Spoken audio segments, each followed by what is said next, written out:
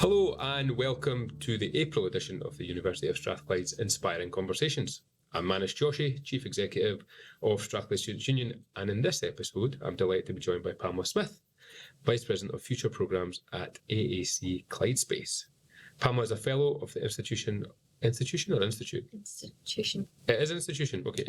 of Mechanical Engineers with a PhD in Mechanical and Aerospace Engineering from Strathclyde, where she worked as a Research Associate and Knowledge Exchange Fellow. She then went on to work in the aerospace industry in everything from engineering roles to supporting companies with funding applications to the European Space Agency. She's passionate about encouraging the next generation of engineers, volunteering as a STEM ambassador and schools programme speaker for the Royal Society of Edinburgh. Welcome, Pamela, and thank you for joining us today. Thanks. Great to be here. So, I guess to start with, tell us a bit about yourself, your career, and how you got working in the space sector. Yeah, so I always had an interest in space. Right. Kind of from going to Kennedy Space Centre when I was quite young and thinking, that's really cool. Did you see anything take off? Yeah. Did you? And just thinking, I was really fascinated by the way that things got to space, not necessarily about the kind of astronomy and planetary side of it, but really about how we build things to get us to space. It was really what I was particularly interested in. And then I really enjoyed kind of maths and physics at school. I had the best science teacher who was so encouraging, and I think kind of recognised my interest in space and science from pretty much from first year actually, and was really encouraging kind of my whole way through my high school career of kind of just fostering that real kind of enthusiasm. And then I kind of thought, I have no idea how you work in space if you're from Scotland. You know, you probably have to go to America or somewhere further afield to do that. And so I kind of just put it on the back burner and thought, that's probably not for me kind of thing. And kind of set my sights on becoming a primary teacher until I was kind of in the latter stages of high school, and I went to the Scottish Space School again. That one physics teacher I had at that point kind of helped me apply, and I was really lucky to be selected to go to Houston with kind of 24 other students from all over Scotland. I'd never met them before, rocked up at Glasgow Airport, kind of not knowing a soul, and we all flew out to the Johnson Space Centre in Houston. And that's an amazing programme that still runs today, right? Still runs, yeah. And the way that's kind of encouraged people who have an interest in STEM subjects, but and you know, or not, who maybe have an interest in other things, but kind of encourages them into STEM careers and into space specifically. And that was really what I met engineers there critically, and that kind of made me think, maybe there's actually a different way into working in space that means you don't have to actually go to space, because I've never had any interest in doing that. So you've never fancied actually being an astronaut? Absolutely not, 100%. No, okay. Definitely not. And that kind of opened my eyes to engineering, and that's when I found kind of aeromechanical engineering at Strathclyde, and studied that as an undergraduate. And then when I was graduating there, I was really lucky that it was just kind of right place, right time. There was a lot of investment into space research at Strathclyde. They were funding the Advanced Space Concepts Lab, which was just starting as I was finishing off my fourth year. And so I thought, I'll go and do a PhD in space stuff, and kind of, just went from there, really.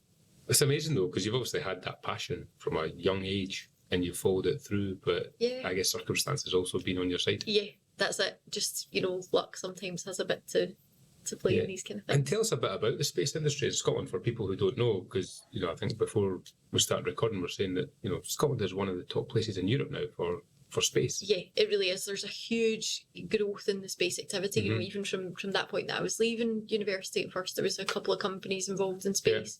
The last kind of review, which was just launched a couple of weeks ago, we've got kind of nearly, almost 200 space companies, kind of 180 odd companies, space companies. And is that right across Scotland? That's not just Central Belt, because obviously we've got the space station up in Caithness and up in kind of Sutherland, Shetland. So it really is the kind of length and breadth of Scotland activity. It kind of outperforms a lot of other areas of the UK, and in terms of kind of growth of employment, and it just kind of punches above its weight in terms of space activity, and that's right across what we call the value chain. So that's right across everything from the kind of design and manufacture of satellites, of rockets, through to the delivery of data, the processing of that data, and then generating services and applications off the back of that. So it really is that kind of full circle kind of capability that, once we're launching from Scotland, that we'll have kind of right on our doorstep. And what is it in our ecosystem that you think has allowed us to get to that place? Because I think if we went out and talked to the ordinary person on the street and we said, "Oh, name 5 industries that are leading the way," I don't know if space would be up there. For Yeah, people. I'm not sure it would, but I think Scotland is inherently an innovative place. You know, you think back to kind of shipbuilding and all the inventions that have come from Scotland. Yeah, We're a pretty innovative nation. absolutely. And then I think there's that spirit of collaboration and a willingness to work together to build something big that we can then take to the rest of the world. So I actually find Scotland to be a really collaborative environment to work in. You know, it's the sector's still reasonably small that you come up against, or come up, you meet the same people again and again, and it fosters that kind of natural willingness to work together and collaborate, really. And it's been quite a natural growth over the years. So, Clyde Space was formed in 2005, and there was a couple of companies before that, Star Dundee and a few others. And then it's really grown quite naturally over that time. And it's if you think that's not 2005 isn't it's not that long Not that long ago. To kind of where we are now, it's quite an impressive. And what's the trajectory then moving forward? Because it sounds like a lot of the bedrocks of that ecosystem are here now. So actually, where are we going? I think it's continued growth. I think the Scottish Government have said space is a priority area. Certainly in the UK, it's a big priority. And they've got some pretty ambitious growth targets for space. So I think it's only going to continue to grow, and that creates lots of opportunity for people who are perhaps studying just now and thinking about what they want to go on and do next. So if we've got grads or people who are still studying listening just now, like what's some advice you would give them in terms of ways into the space industry? We were just having this conversation yesterday, and kind of understanding the ways in can be quite difficult. It can feel like almost like people look at the sector and say, "Oh, that's not for me," Whereas actually it's really accessible, and I think we've got a job to do, the people who are in the sector, of communicating just how open and accessible it is for people with all different skill sets. So I would say, in terms of advice, would just be to look for the opportunity, because there is an abundance of career opportunities. So be that within science or engineering, software development, data processing, business development, space law, Space. admin, all of that, HR, marketing, communications. There is so much opportunity. And are those jobs normally on the regular job websites? They can be, There's a website also, Space Careers. Okay. You'll find pretty much, the vast majority of kind of space jobs on there from the UK. And I like the fact that you said earlier on that you don't have to go to space, because I think I've got 4 girls, and I think I always think, oh, they're great, because as they're growing up, maybe and they're always like, "Dad, I don't want to go to space," but you don't have to go to space, right? And I think that's actually one of the bits that people probably think, well, you can stay very firmly on the ground here and contribute to that. And what's out there? Like, why are we so fascinated with space? So, I think it's just that natural kind of exploration and curiosity of what's that pioneer spirit. Yeah, I think so. In terms of kind of closer to home, I suppose space gives us so much benefit to our kind of everyday life, and I think people don't realise that. Most of the time, Pamela, without space. But everyone would be. Everyone would be, and I think that's it. People don't understand that, by the time they kind of get up in the morning and they get to work or to university or to school, the number of satellites that they've interacted with on that journey is incredible. You put on the TV in the morning, you're watching the weather forecast, you're using Google Maps or another form of GPS to get you to where you're going. You've maybe used an ATM. All that precision timing, all that financial information is all from space. So if we turned that off, I think people would quickly realise the benefit to space. And I think there is still that discussion of, well, what does space give me? Surely we should be spending money on other things. Sure. But it's a bit of kind of lack of understanding of what space gives us in our everyday life, and that's very much our kind of ethos at AAC Clyde Space, is about making space accessible and affordable, really for the benefit of all citizens on Earth, and that's quite a lofty ambition, but it's not. That's what space does for us. But that sounds like you're taking it away from the kind of billionaire class who often, there is obviously the Bransons and the Musks of this world that are, the race to space, but you're very much about applications and how it can impact people's everyday lives. Yeah, that's exactly it. We don't build small satellites to just for the fun of it and because it's an interesting challenge to solve. You put them up there to do something, and be that addressing climate change or tracking ships or harmful algal blooms in the ocean, or looking at forestry applications or agriculture and how you can improve crop yields. The kind of number of applications are kind of endless of what you can do with satellite data. You can track whales, you can track livestock, you can you could go on all day about what space data can do for us. I think I was talking to an academic here recently, and they were talking about, it was a physicist, and they were talking about agriculture and how they're able to almost tell people exactly, with the AI and stuff, with where to plant the seeds, and obviously there's probably satellites involved in that in terms of what's going on, but you've actually got these little bots that are out there in fields just putting seeds in the right places and try to maximise yields and stuff like that. And I think we are very detached. I think that's one of our big challenges, isn't it? Like, we're all very detached from what goes on out there. We just kind of take it for granted. And I don't know how we could tell that story better. I don't know if you've got any thoughts or ideas on that. I know, I think there's just, we have a challenge as a sector. We've got a bit of an identity issue, because actually when you talk about space, people think about rockets launching and about astronauts, but that's such a tiny part of it. And people think about space, we're sending all these rockets up and polluting and doing but actually we wouldn't know about the climate crisis if it wasn't for space. That's the other side to that. Picture of the blue dot, right? Exactly. It's kind of credited with kind of sparking the climate movement in many ways, right, from the 70s. We wouldn't have, but you touch on an interesting point there around sustainability and the image, I guess, of these rockets and the amount of fuel that it takes to put up a shuttle into space and things like that. Where is the industry on that kind of sustainability journey and life cycle? I think Scotland is really kind of leading that. So Scotland has a space sustainability strategy. I think the first country in the world to have that. And that's coming at it from two angles. So that's coming at it from the angle of what space can do for us in terms of applications and data on Earth, and also looking at making the space environment more sustainable. So how do we make sure that we're dealing with the space debris problem and we're not kind of overpopulating low Earth orbit and those kind of challenges that are really pertinent to anyone within the space industry just now. So I'd say Scotland is a real leader on that front. Yeah, and is anyone doing anything about all the junk that's out there in space? Is there plans to try and clean it up? Yeah, there are some companies. Exactly. There are some companies. In fact, UK companies. We supply some companies with some systems for their satellites that are looking at tackling some of the space debris issues. And then I think it's just about everyone being responsible in their use of space and complying with regulation and kind of everyone doing their bit to make sure that you're not just kind of overpopulating and leaving things there.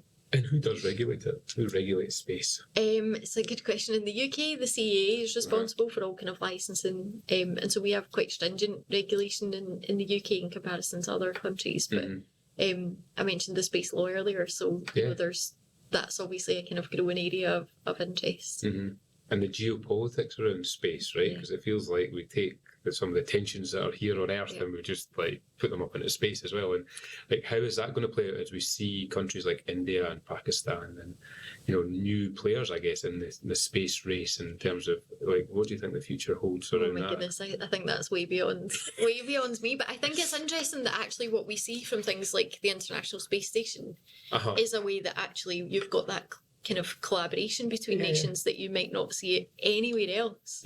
So I think space has a way of allowing us to work together. There are obvious, tensions around the use of space, but I think it does afford us an opportunity to kind of work together for a kind of greater good. And there is something about that awe and wonder, I think, that comes from space, right? Like even when you're down here on Earth and you get to a dark sky park or a part of the world where you can see the Milky Way or see a planet, there is definitely something, I think, that maybe helps us feel about where our own place is in the universe.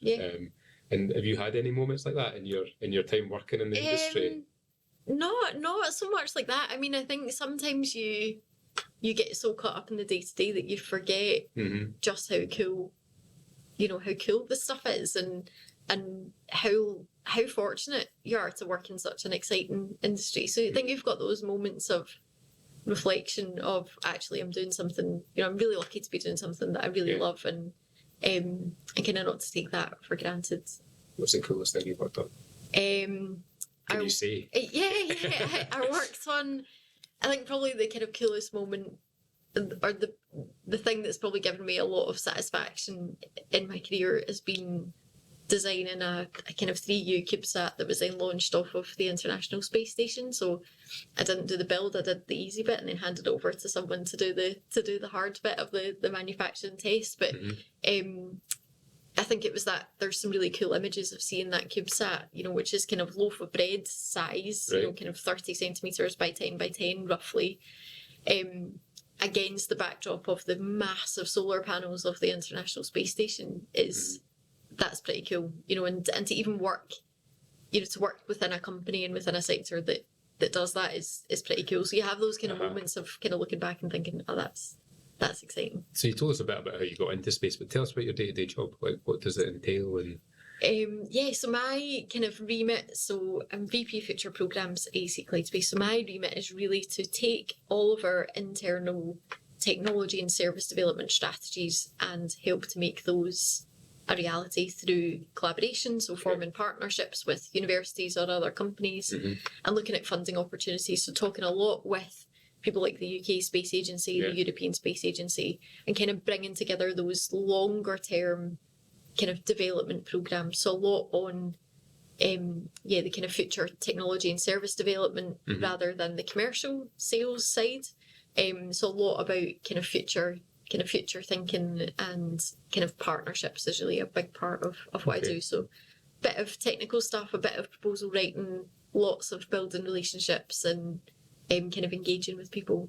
Okay, and so as you're talking about building those long-term pathways out, I guess there's a big skills element there as well. And where are some of the skills that you think we're going to need to develop and invest in with our young people and I guess our future students here? So that's a great question, because I think that is our number one challenge as an industry right now. We have a massive skill shortage currently, and that's only going to get worse. So UK Space, who are our kind of trade body for space in the UK, did a bit of analysis, and I think they've the number they've come up with is kind of 30,000 new space jobs by 2030 in the UK. In the UK, so we employ 48,000 roughly across the UK just now, and we're going to need another 30,000 in the next 7 years. Yeah, the next 7 years. That's not far. Where we're finding those people, is baffling, because there's a gap just now already, and as I say, that's only going to get worse, and that's right across the spectrum. So that's it's engineering discipline. So we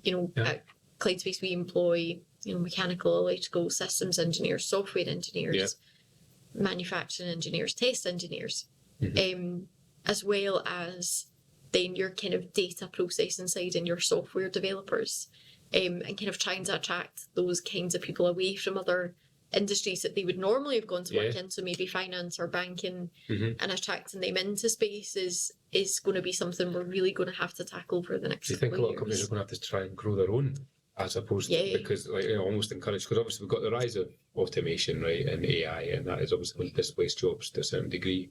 But I think try to get out there and say to people, well, we'll train you. But I think it's almost going to be incumbent on employers, a bit like, we've got graduate apprentices. It's almost that's, kind of earn and learn at the same time. There might be more flexibility. I know universities like Strathclyde are looking at that as well in terms of how can we support industries to pivot to some of these places, because I think you're absolutely right. Like, where's 30,000 people coming from in the next 7 years? Yeah, no, it's a really good point, and we've been talking a lot with universities and colleges over what does the pathway look like into space, and we don't employ a huge number of apprentices across the sector. So there was a space skills census done that was released a couple of months ago, and that highlighted, I think it's something like 7% of the workforce came through apprenticeships.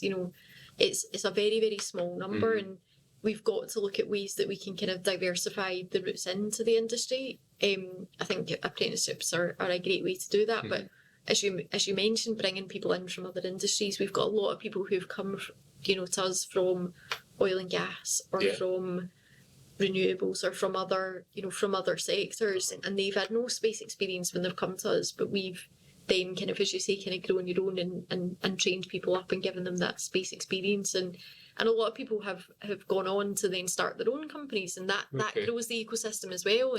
And we've got to, every space business in Scotland and the UK more generally has got to be kind of responsible for that and kind of upskilling people and giving them that opportunity, because there's a lot of transferable skills from other industries. I can imagine, absolutely. That we can use, and once you've given people that space knowledge and that space expertise, then it creates a really diverse workforce of people who have not worked in space their whole career but are bringing in lessons from other sectors. We use a lot of what we do is kind of commercial off the shelf electronics, and so we kind of learn lessons from other industries like automotive and aerospace to kind of bring that into the way that we do things as well. So having that kind of diverse portfolio of people with different skill sets and different backgrounds can be really helpful as well. Yeah, and you touched on diverse skill sets there. I guess diversity in the sector, how does that look like? What is the percentage of women who work in space and marginalised, minoritised communities? How's that look? We still have a long way to go, I would say. So we've got the workforce in the UK is 29% women just now. So it's not as bad as some other sectors. I think mechanical, my background's mechanical engineering. More traditional engineering sectors, possibly, was about 10%. So it's not the worst, but could definitely be better. In terms of kind of more general diversity, we've got a long way to go. So I think it's something like 89% of the workforce in the UK is white in space. We've got such a long way to go to attract people into the industry, and that's only, we are not going to get the growth that we expect or we are targeting as a sector if we don't address some of those issues now, because diversity is absolutely critical for that, to have that kind of innovation landscape and ecosystem, and the growth comes from that. So I think there's still quite a long way to go, and there's been lots of initiatives and lots of really good work done. But we're still not where we should be. Yeah, and I guess thinking about STEM subjects and addressing that gender balance, if nothing else, what more do you think we could be doing to get more girls into STEM?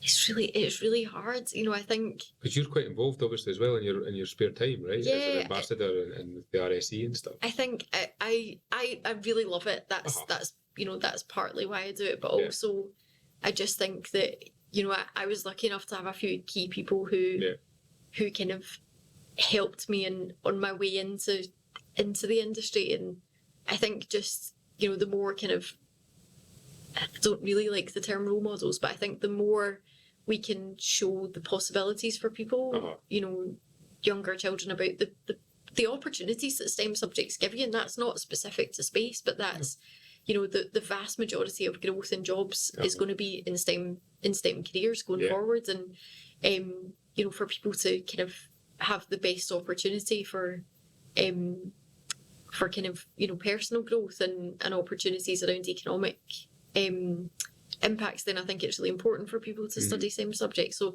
I think having that visibility of what's possible is really important.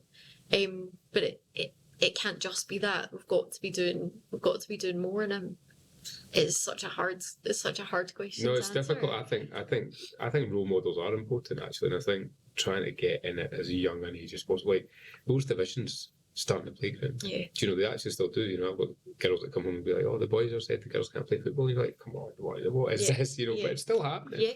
And so they're starting at such a young age, and I think we've got to start really early. But also just, I think career services really need to start opening up young people's eyes to the possibilities that are there, not just in STEM subjects, but, where are the industries for the next 20 years? Yeah. And then, how do we get the skills ready for that? And things are changing, I think we're moving to a kind of place of lifelong learning now, where people, you're not going to have one career. And I think it's been that way for a while anyway, but you're not going to have one career that's going to last you for 40, 50 years.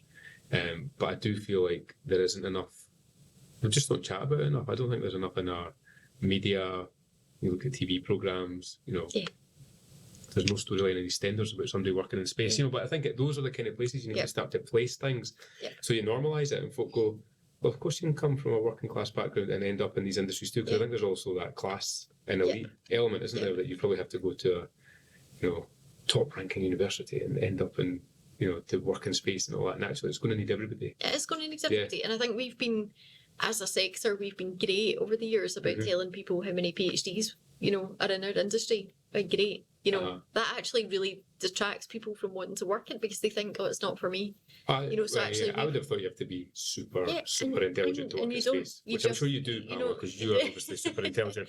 But actually, I've chatted to you now. I'm going to have a chat to you probably about a career change at some point. But it sounds like a great industry to work in, right? Because you are like tackling big issues that are actually supporting people's everyday lives. But it sounds like there's lots of really good people who you work with as well. There is, and that's, I think, for me, that's the best part of it is the people, you know, and we have we've got a lot of kind of different nationalities and you know, just a lot of diverse people who work at AAC Clyde Space, and that for me is such a big draw to it. You know, we're a global company. We've got, you know, most of our people sit in Glasgow, but we've got offices in Sweden and the Netherlands and South Africa and the US, and getting to work with people kind of from all over the world is, you know, is such an opportunity as well. And I think just kind of normalising it and making it seem accessible, because it is accessible, and actually I find people are really welcoming and people are really supportive and want to help people learn as well. So I think we need to get rid of that that kind of impression that people are, you know, the brains of Britain to work in space. There are some who are. I work with some incredibly talented people, but you don't, you know, it's accessible, and I think that's a really key point, because I think we can be so good at saying, well, space is really hard and look at all the impressive stuff we do, but actually I don't think that really attracts people into the industry. No, but I think it's also kind of caught up with, you need an Einstein level of intelligence to probably be involved with it, right? Because it's just got that concept from when you were, you know, when you've watched TV or movies or whatever else, right?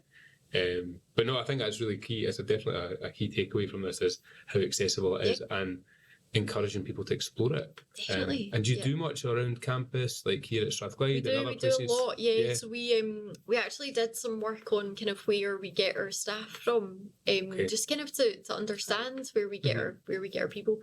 Strathclyde was kind of by far the greatest place we recruit from, but you know, no surprise, Strathclyde and Glasgow unis are, you know, are really up there in terms of where we recruit from. And they're right on our doorstep, and that means that it's really easy to have those working day-to-day relationships with academics, but also to support careers events. We've done, I was in a couple of weeks ago doing a careers event for the engineering faculty, and we do a lot of work with some of the student groups, and, you know, have them in for visits and all that sort of thing. So we're very engaged with the local kind of universities and that ecosystem as well. So it's about kind of getting our message out there that we've got, you know, there's opportunity there when people graduate that's on your doorstep. You don't have to travel a million miles to come and work in the industry. And so we do a lot to just be kind of visible and present around campus. No, I think that's great, and hopefully we'll maybe see more of you and your colleagues round about the place. What's missing then, in your opinion, in Glasgow in the space sector? Like, what more needs to be done to help it be better connected, better integrated, I guess, into the wider landscape? I think we can always be better at communicating with others outside the sector. So we're very good at talking to each other, and you kind of turn up to events and it's a lot of the same faces who've been around for a while, and that's great. That's really nice, because you build really good relationships with people. But the way that we'll grow the sector is by getting people who are not space experts using satellite data, and that's a lot of what our focus is on at AAC Clyde Space is about space data as a service. So it's delivering data to people who actually, they don't care where the data comes from. They just have a problem that they need solved. And so they don't want to invest in mega expensive, you know, kit. They don't want to have the expertise developed to design, build, launch and operate satellites. You know, we'll do all that. You know, we have the expertise to do that, and actually we'll just deliver data to people. And so you offer that as like a subscriber model? yeah, that's it. Yeah. That's the exact Okay. exactly it. So it's about making space kind of accessible to those people who are not within the sector, and so there's always more we can be doing to talk to people within agriculture or forestry or maritime to help them to understand what satellite data can do for them, and also critically to listen to what their challenges are, because I think again as an industry we've often been very good at saying, yeah, but look at how cool this is because it's come from space, right? Look at But you're look so at this, busy it's so pioneering cool. all the time, right? That you're always out there. So and actually often people just want their challenge solved. They just want to fix the problem they have. They're really not that interested in whether it comes from space or not. So it's about listening to what people's challenges are, and then for us to kind of internally do that technology development to create the solutions that actually people can just say, well, that's fine, I can just buy that data and I can use that, and now great, I can I know how many trees are being cut down in my forest or whatever the application is. So I think we've got a real job to do to make sure that we continually engage with other industries. And I guess things like the City Innovation District help to bring lots of different industries together. Are you involved with the kind of GCID? Yeah, that's right. Tech zone developments and stuff. Is there any more you want to say on any of that? So I'm familiar with it from my time at Strathclyde, and we're pretty engaged in the kind of in GCID. We're part of that innovation district. So I think exactly that, where you've got different clusters of activity, so be that quantum or space or others, then I think that can only be a good thing of ways that then you can work out how you can work together. So I think a few weeks ago there was a kind of fintech and space event held at Strathclyde, so it's bringing those two, the kind of the finance and space together to say, right, how can we work together to solve pressing challenges, really. So I think that kind of co-location can work really well for fostering that collaboration and innovation, really. And there's no shortage of challenges, is there? No. Really? Go at. So no, exactly. And I think what space is becoming much more accessible and affordable for people. It's no longer the domain of big space agencies who are spending billions on missions, and that still happens. There are some very advanced kind of scientific missions, but actually the commercial angle of space has really changed, and small satellites have played a really big part in that, in the kind of standardization and the miniaturization of technology, where we can you can now launch multiple satellites for the same cost and development time that it would have taken you to launch one historically. So the number of applications that you can do with kind of constellations of satellites then is kind of grows the number of things that you can do with that. So it's becoming much more accessible for people to use satellite data and integrate that into their applications than it was even kind of 10 years ago. Yeah, and I guess that's really beneficial for, say, budding entrepreneurs, right? So if you had any advice for any listeners that are thinking about setting up their own venture, what would you kind of suggest to them in terms of that kind of space context? I mean, there's so much support available. It's probably the number one. We've got such a kind of thriving startup ecosystem in Scotland. So be that kind of spinning out from university or just starting, entrepreneurs starting their own companies. I think we've got a lot of the right support networks, via Scottish Enterprise, Scottish Development International, the UK Space Agency, the European Space Agency. There's so much support available. The Satellite Applications Catapult, it can sometimes be difficult to navigate that support landscape. But I would say, there are so many mechanisms to help kind of startup companies and kind of do that initial technology or development. Then I think there's tons of opportunity there. So I think there's loads of opportunity, as you say. There's no shortage of kind of challenges to be solved. And I would say just kind of understand where you fit within the ecosystem, because there are a lot of, we've got particularly a lot of SMEs in Scotland around space. And it's kind of understanding what you bring to that mix that's kind of new and innovative. But I think we've got a real thriving kind of innovation ecosystem. Yeah, no, that's really good. And I guess the last question from me: is there life out there in space? Do you think? It's most definitely not my area of expertise, but I think there must be. Yeah, Yeah. I see there's a new mission going out, is it not, to Jupiter or something? Again, I think these are these big missions that you talk about that are like NASA funded, and they're take 20, 30 years to get off the ground. But yeah, I think they're sending a probe or something out there to look for life. So who knows? Who knows? Who knows? Well, Pamela, listen, thank you very much for joining us today. Really enjoyed the conversation. And I think there's a lot there for people to take away. And that's it for this episode of Inspiring Conversations. Please remember to subscribe through whatever platform you use, or check out our social media, or find us on the University of Strathclyde website. Thank you very much.